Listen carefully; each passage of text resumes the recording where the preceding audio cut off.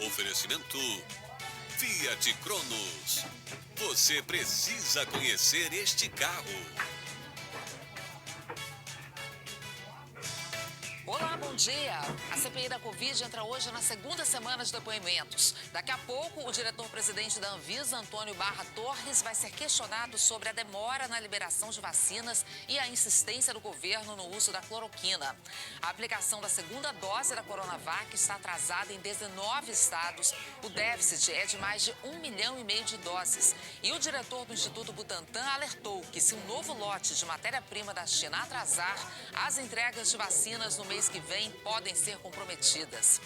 O Tribunal de Contas da União e o Ministério Público Federal vão investigar se o governo criou um orçamento paralelo para beneficiar aliados em troca de apoio no Congresso.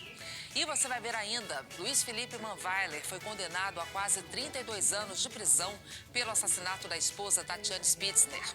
Na Rússia, um ataque a tiros numa escola agora de manhã deixou mortos e feridos, a maioria alunos.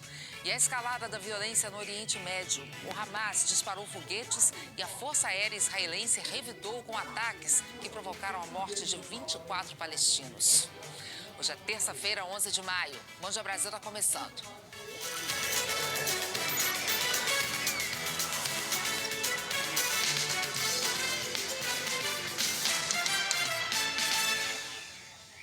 Em pelo menos 19 estados brasileiros, a aplicação da segunda dose da Coronavac está atrasada.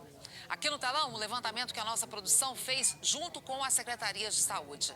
No total, esses estados precisam de mais de 1,5 milhão de vacinas, de doses para completar a imunização de todos que já tomaram a primeira dose da Coronavac. E em todas as regiões do Brasil, há relatos de falta da Coronavac. No Nordeste, são 8 estados que relataram atrasos.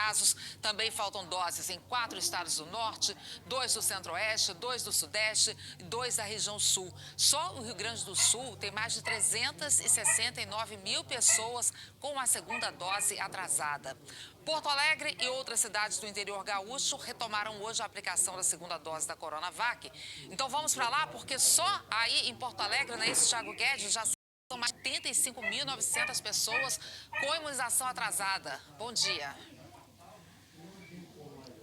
Bom dia, Ana Paula. Bom dia a todos. Pois é, a Prefeitura de Porto Alegre recebeu só 11 mil doses e tem mais de 70 mil pessoas com essa segunda dose em atraso. Então, esse é o cálculo que você falou, mais de 60 mil pessoas sem previsão de tomar a segunda dose. A gente está aqui num posto da Zona Norte da capital, onde hoje, agora, nesse momento, a vacinação está tranquila, mas ao amanhecer, a gente tem até umas imagens, antes, na verdade, de amanhecer, uma madrugada fria aqui na capital, com chuva. Muita gente chegou aqui a 1h da manhã para tomar essa segunda dose da Coronavac e acabou voltando para casa sem. Muita gente já procurando pela 4ª vez a dose da Coronavac. É que a Prefeitura, então, como não tem vacina para todo mundo, restringiu só para quem tem 75 anos ou mais. Muita gente voltando bem triste para casa e preocupado. Lembrando que aqui no Rio Grande do Sul segue a vacinação, então, com outras doses para as comorbidades e também para quem tem idosos a partir de 60 anos, por exemplo, aqui na capital. Mas aí usando vacinas da Pfizer e também da AstraZeneca Oxford, já que a Coronavac que chegou ainda é muito pouco, viu? 60 mil doses chegaram no fim de semana e tem 370 mil pessoas aguardando a segunda dose dessa vacina do Butantan. Ana Paula. E é um sufoco pelo país inteiro, como a gente viu, né, Tiago? E o Butantan anunciou que se um novo lote de insumos para a produção de Coronavac não chegar da China até a semana que vem, o Instituto não vai ter vacina para entregar em junho. Vamos falar sobre mais essa preocupação com o Rodrigo Bocardi. Rodrigo, bom dia. O atraso pode prejudicar o Plano Nacional de Imunização como um todo. Ana, um bom dia para você, bom dia a todos. É isso, a produção da Coronavac já está parada desde a semana passada por falta de matéria-prima. As vacinas que estão sendo liberadas são as que já estavam prontas e passaram pelo controle de qualidade. O repórter Bernardo Bortolotto, ele está no Butantan, tem a previsão para a entrega desses lotes. Um bom dia. Bom dia, Rodrigo. Estão previstas 2 entregas para essa semana. Amanhã, 900 mil doses e na sexta-feira, 1.100.000 doses da Coronavac. Lembrando que ontem o Instituto Butantan entregou 2 milhões de doses ao Ministério da Saúde. Com as 900 mil doses que devem ser entregues amanhã, o Instituto cumpre o primeiro contrato com o Ministério da Saúde e entrega 46 milhões de doses ao todo. Já as vacinas que devem ser entregues na sexta-feira, 1 milhão e 100 mil, fazem parte do segundo contrato entre o Ministério da Saúde e o Instituto, que deve entregar até setembro mais 54 milhões de doses da Coronavac. Só que a partir dessa entrega de sexta-feira, a situação é incerta, ninguém sabe o que pode acontecer, porque o Instituto está aguardando a chegada dos insumos, da matéria-prima da Coronavac, que já deveria ter chegado em abril. São 2 mil litros. A previsão é para essa semana. Só que o governo chinês ainda não liberou a viagem do IFA entre a China e o Brasil. E com isso, o Instituto não tem certeza se poderá continuar invasando vacinas. Inclusive, o presidente do Instituto Butantan, Dimas Covas, disse que se esse material não chegar até terça-feira da semana que vem, dia 18 de maio, a vacinação pode atrasar. Vamos ouvi-lo. Nós temos a previsão de entrega dos 100 milhões até setembro.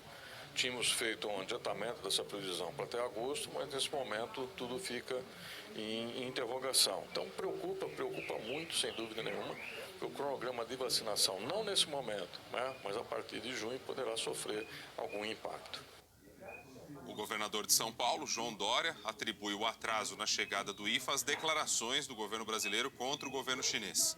A embaixada da China reclamou que os frequentes ataques do presidente Jair Bolsonaro colocam a China numa posição desconfortável junto à comunidade internacional. Segundo uma apuração do repórter Bruno Tavares, esse, aliás, foi o teor de uma reunião entre ministros e diretores do Butantan e da Fiocruz com o embaixador da China. O Itamaraty afirmou que Brasil e China dialogam e trabalham constantemente no enfrentamento da crise sanitária e que eventuais atrasos não são intencionais, já que a China está exportando IFA para diversos países, o que gera expressiva demanda e sobrecarga nos trâmites burocráticos. Ana Paula. Fato é que no meio disso tudo, Rodrigo, estamos aí com uma dificuldade real, visível na aplicação da segunda dose. Isso fica muito claro quando a gente observa o gráfico com a média diária. Olha aqui, no ritmo atual, 256 mil brasileiros recebem a segunda dose por dia. Essa aqui é a pior média registrada em um mês. Dá para ver aqui no gráfico como é que a curva despencou desde o começo de maio. Nas últimas 24 horas, 326.608 pessoas receberam a segunda dose. Com isso, o número de brasileiros totalmente imunizados superou a marca de 18 milhões de pessoas, não chega a 9% da população. Já a primeira dose foi aplicada em 581.772 pessoas em 24 horas. Assim, o total de vacinados com a primeira dose se aproxima dos 36 milhões, quase 17% da população. Agora, os números da pandemia. Em 24 horas foram mais 1.018 mortes, 31.800 novos casos e, com isso, o país acumula 423.436 vidas perdidas. Total de casos passa de 15 milhões e 200 mil.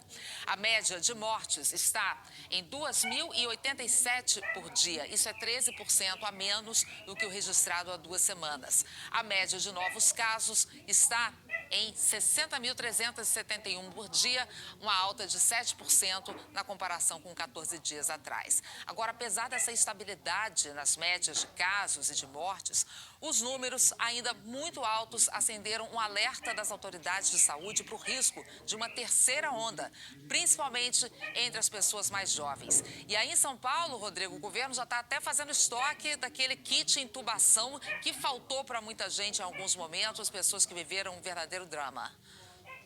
Uma das frentes para lidar com esse risco aí de uma terceira onda da pandemia. As autoridades de saúde dizem também aquilo que todo mundo já sabe, que é fundamental: manter os cuidados, a população mantém os cuidados e que o governo federal amplie a vacinação contra o coronavírus para a faixa etária dos mais jovens.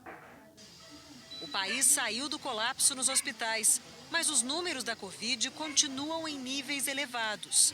Para o Conselho Nacional dos Secretários de Saúde, o ritmo lento da vacinação e as novas variantes do vírus podem levar a um novo pico de casos e mortes. Na semana passada, o Conselho pediu ao Ministério da Saúde mais controle nas fronteiras para impedir que a variante identificada na Índia se espalhe no Brasil.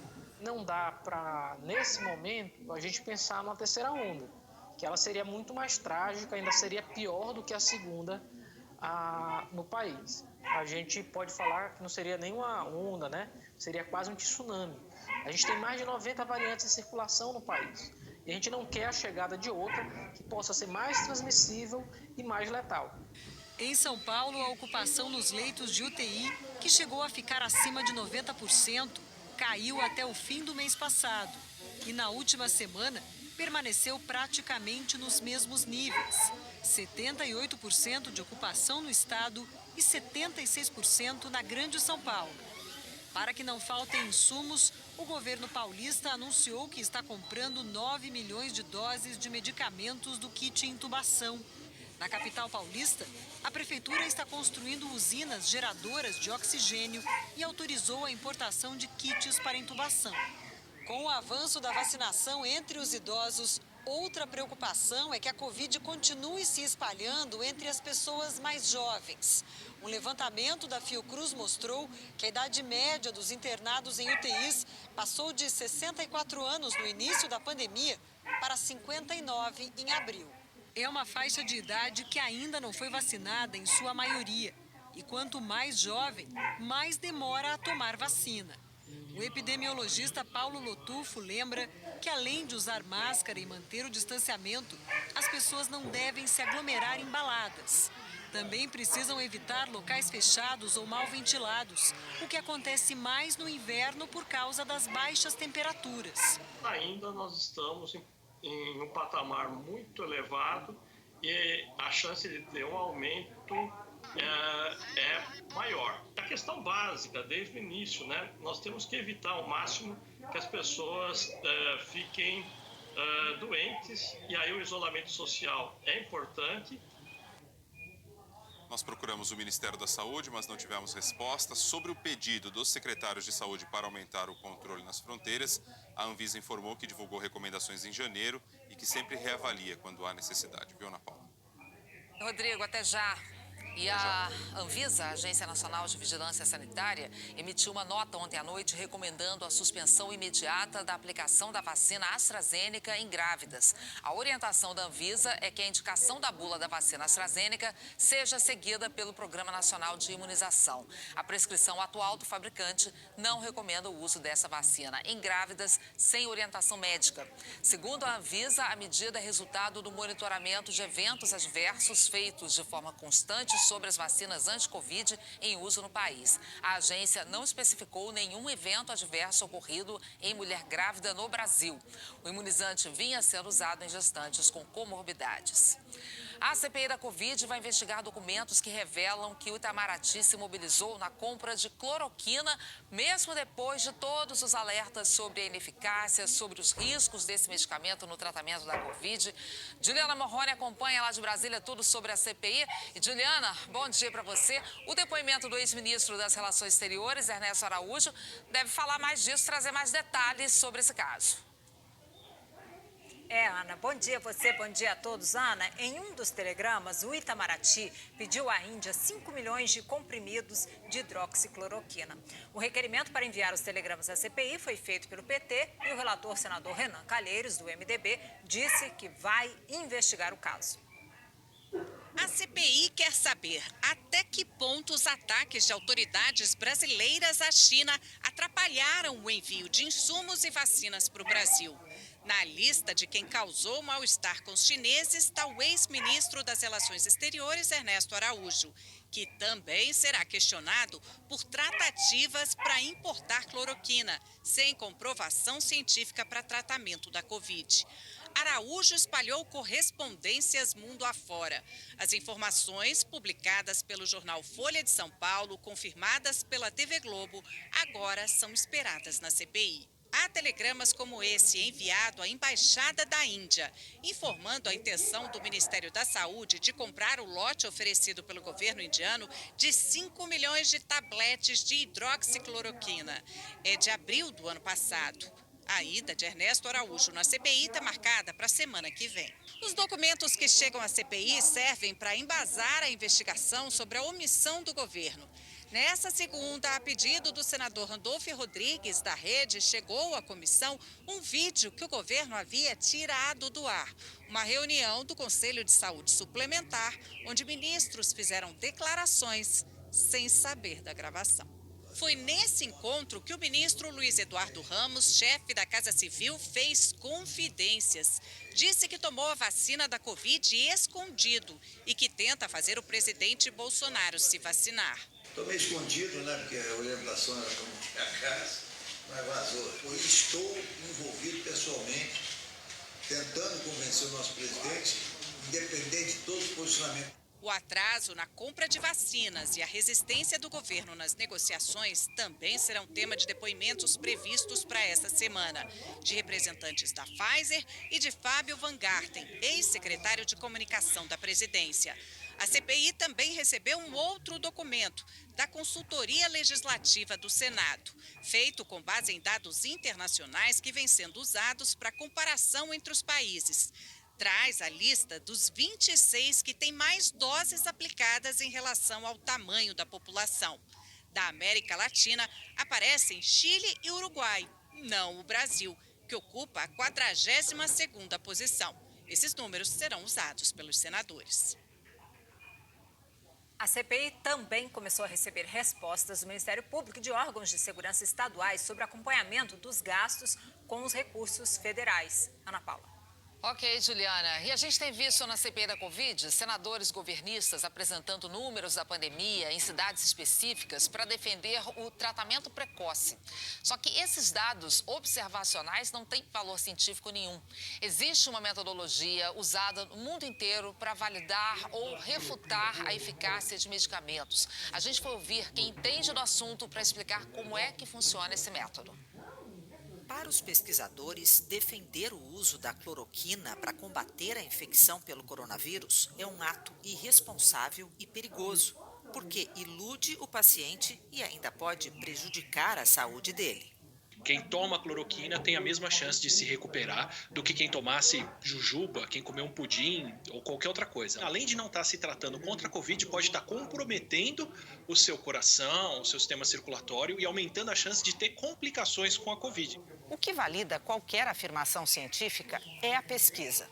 E há metodologias que precisam ser aplicadas para que o resultado de determinado estudo tenha comprovação. E os pesquisadores afirmam: os estudos já comprovaram que a cloroquina como tratamento da Covid-19 não é eficaz. Observação não é um estudo de causa e efeito. Se a gente for concluir alguma coisa por observação, a gente pode concluir, por exemplo, que a água mata, porque todo mundo que toma água um dia morre. Então, isso é uma correlação, isso não é causa e efeito. Para atestar o uso de algum medicamento, o recomendado é utilizar o método duplo cego randomizado. Milhares de pacientes são divididos em dois grupos. Um recebe o medicamento e o outro grupo recebe o que os pesquisadores chamam de placebo, uma substância sem ação alguma no organismo. Nem os doentes, nem os médicos sabem quem tomou o quê. Essa informação fica restrita a um comitê particular que vai monitorar o trabalho com informações codificadas. Isso a gente faz para diminuir ao máximo os nossos vieses de confirmação. Senão a gente começa a enxergar coisas. Eu acho que esse cara tá melhor, mas eu sei que ele tomou o remédio e não o placebo. Então eu começo a acreditar que ele tá melhor. Isso é para diminuir os nossos vieses. A metodologia mais confiável, o melhor tipo de evidência, e todos os estudos que foram feitos assim mostraram que a cloroquina e a hidroxicloroquina não tem nenhum efeito para a Covid-19.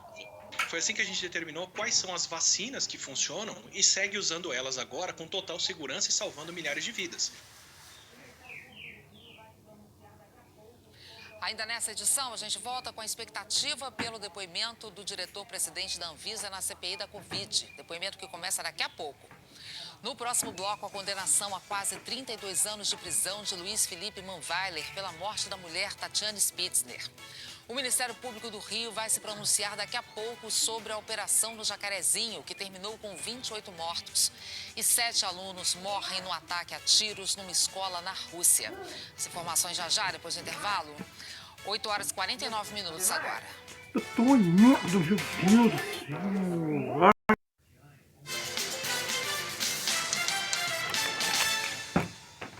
Foi condenado a quase 32 anos de prisão o biólogo Luiz Felipe Manweiler pelo assassinato da mulher Tatiane Spitzner em 2018. Depois da sentença divulgada, amigos e parentes homenagearam Tatiane com cartazes e buzinaço em frente ao fórum. Foram 7 dias de julgamento. Os jurados condenaram Luiz Felipe Manweiler por homicídio com 4 qualificadoras: feminicídio, meio cruel, motivo fútil e emprego de asfixia. Ele também foi condenado por fraude processual, porque limpou vestígios de sangue de Tatiane. A pena total é de 31 anos e 9 meses. É um marco no combate à violência de gênero e é um símbolo de que nesse país não se tolera mais violência doméstica e feminicídio. Com a decisão, Luiz Felipe Manweiler voltou para a penitenciária de Guarapuava, onde já está preso há 2 anos e 9 meses. Os advogados dele informaram que vão recorrer da sentença. Iremos entrar com recurso já, uma decisão manifestamente contrária à prova dos autos. Então não há que se falar em pena, é ainda uma sentença que não transitou em julgado, nós não temos ainda uma definição.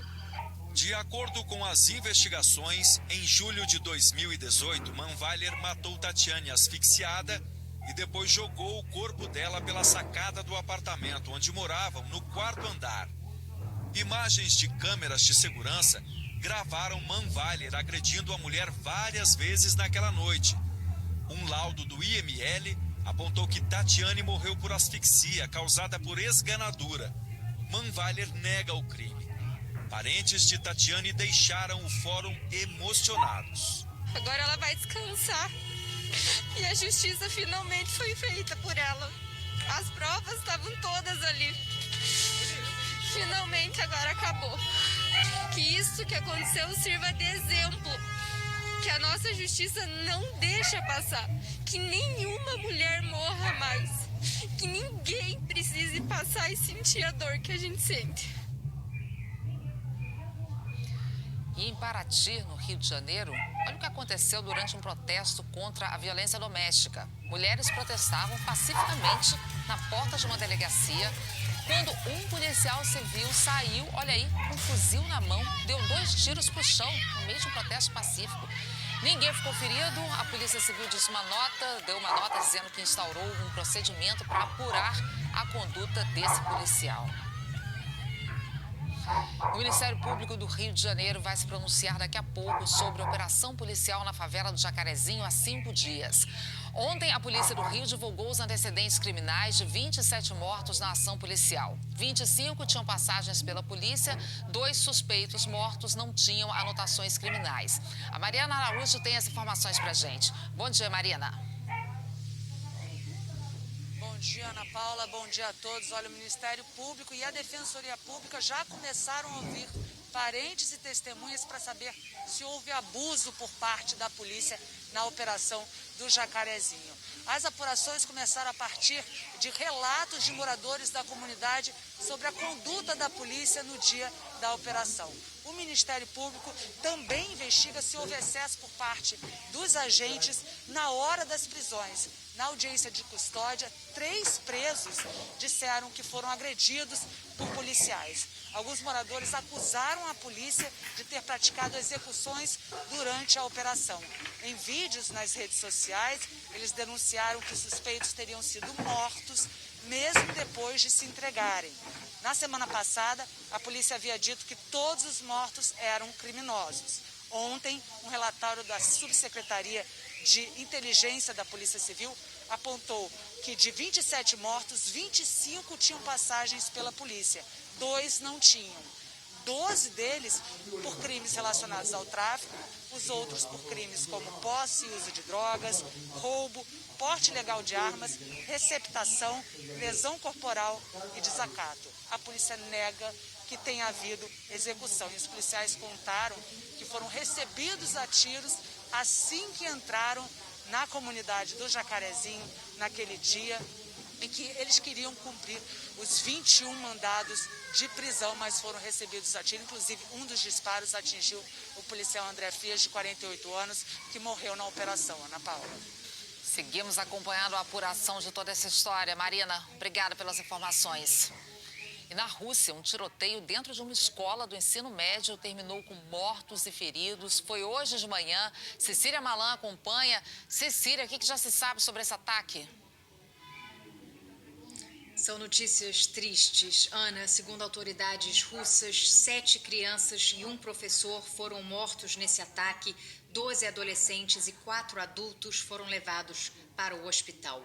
O tiroteio foi na cidade de Kazan, que fica a 800 quilômetros de Moscou, na república predominantemente muçulmana do Tartaristão.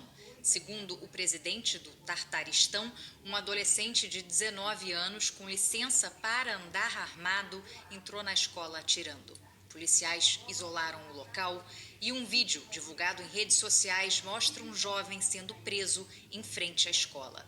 A primeira informação falava em 2 atiradores, mas depois foi confirmado que o assassino agiu sozinho. Uma TV estatal russa divulgou a arma que teria sido utilizada. Logo após o massacre, o presidente russo Vladimir Putin ordenou uma revisão da lei de porte de armas. Estados Unidos, União Europeia e Reino Unido pediram o fim das hostilidades entre israelenses e palestinos, que já deixaram mais de 20 mortos e centenas de feridos. Mas não há sinal de recuo das duas partes. O Hamas, que controla a faixa de Gaza, lançou cerca de 300 foguetes contra Israel. Alguns atingiram áreas residenciais, ferindo civis. Israel respondeu com bombardeios a 140 alvos na faixa de Gaza. Médicos palestinos afirmam que 24 pessoas morreram, entre elas 9 crianças. O porta-voz das Forças Armadas israelenses disse que os bombardeios vão se intensificar. A Liga Árabe alega que a resposta de Israel é desproporcional. Depois de um ano de relativa calma, esse novo confronto começou na cidade velha de Jerusalém Oriental, que está no coração do conflito entre israelenses e palestinos. A ONU disse que está profundamente preocupada com a escalada da violência na região. E do confronto armado, vamos para a pandemia, porque o governo de Israel decidiu aplicar a vacina da Pfizer para menores entre 12 e 15 anos. A decisão veio logo depois da Agência de Vigilância Sanitária Americana liberar o imunizante da Pfizer para essa faixa etária. O governo israelense vai fazer campanha para os pais levarem os filhos. Existe o temor de que muitos escolham não vacinar porque a taxa de mortalidade por Covid em Israel despencou com o sucesso da campanha e o isolamento social. Ontem não foi registrada nenhuma morte por Covid em Israel e nem aqui no Reino Unido, Ana. Isso não acontecia desde julho de 2020, pelo menos por aqui. O pior já passou. Pelo menos, Cecília, situação bem diferente da que enfrentamos aqui no Brasil ainda, infelizmente. Até já. A seguir, a Polícia Federal investiga um confronto armado entre garimpeiros e índios em Roraima. E os transtornos causados pelas cheias dos rios em Manaus. A gente mostra mais já já. Agora, 9 em ponto, horário de Brasília. Os mitos